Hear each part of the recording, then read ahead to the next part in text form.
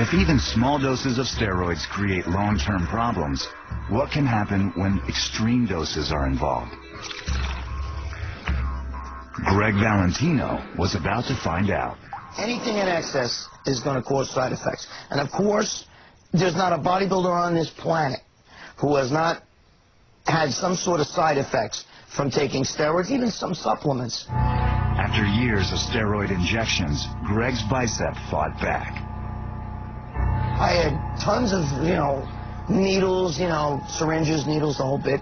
And I'm over there reusing needles, dropping the damn thing on the floor, blowing it off, wiping it off, and then you stick that in you, and you get infections, And that's what happened. I wound up getting an infection, and when I got the infection, it starts off, you get a bad fever, the area gets red, soft, pussy.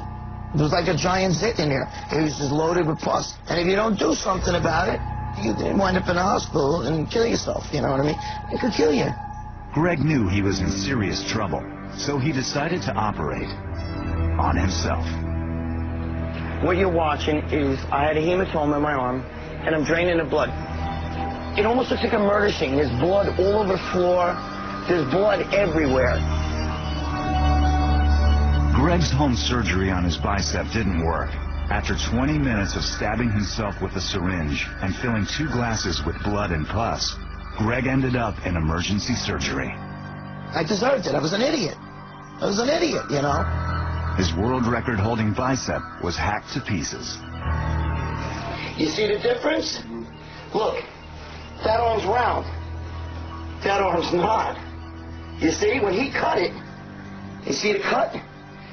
When he cut that, went in, forms a scar. That's a scar. I gotta get that taken care of.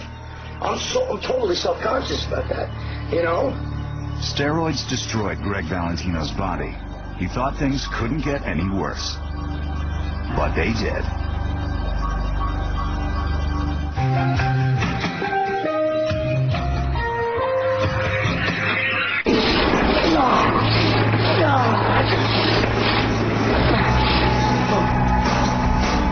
Greeg Valentino took so many steroids, his body finally fought back.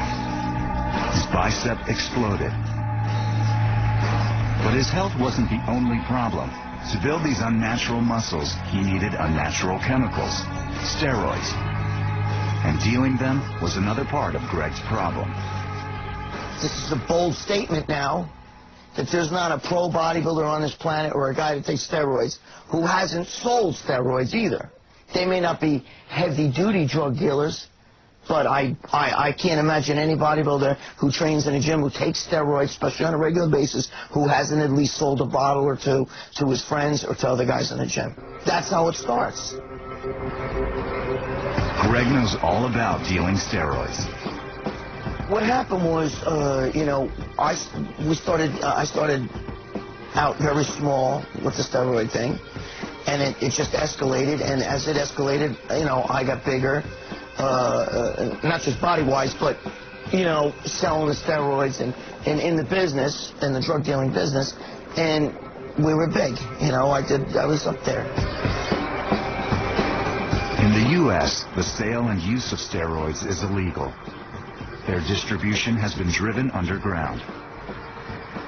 In the sport of bodybuilding, it's drugs. You're dealing drugs, so you got to deal with shady people, and, there's going to be, wherever there's steroids, there's usually other drugs, too. I can give you a million stories. There's a guy doing time in jail right now, and he fronted us like $30,000 worth of stuff, and we got robbed. Well, he took it out on us, he wanted his money. He brought us to a parking lot over by Yankee Stadium, and he had us get on our friggin' knees and give us the reason why he shouldn't kill us. And a couple weeks later, the same guy that held the gun to our head was arrested for triple murder down in Florida. I'm just saying, these are the kind of guys you're dealing with, and they don't play around. Greeg had been married for 10 years and had 2 kids, but soon his new drug-dealing lifestyle took over. Here you are, I was a married man. I'm not going to lie, I was cheating on my wife. I was living a drug-dealing lifestyle. That's what happens. You're out there, you're making money, you're living at night, you're in the clubs. Greeg began having an affair. When his wife kicked him out, he and his girlfriend became partners in crime. She was rough. She was in prison 11 times. She was an ex-heroin addict.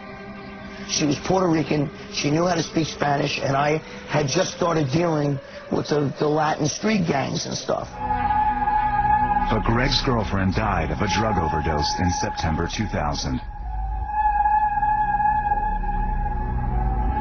His life was unraveling around him, and Greg's luck was about to run out completely. I had been selling drugs for years, man, and you always heard that you're being watched, you know, you gotta watch what you do.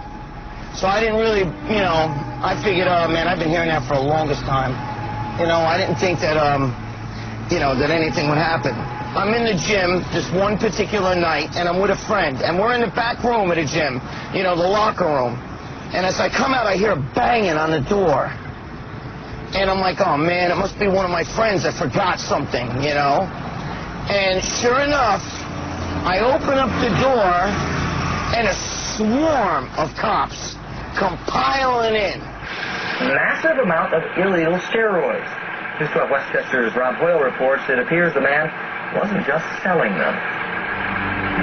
One look at Gregory Valentino's arm, and you know something's going on. The 40-year-old is charged with criminal possession of anabolic steroids with intent to sell.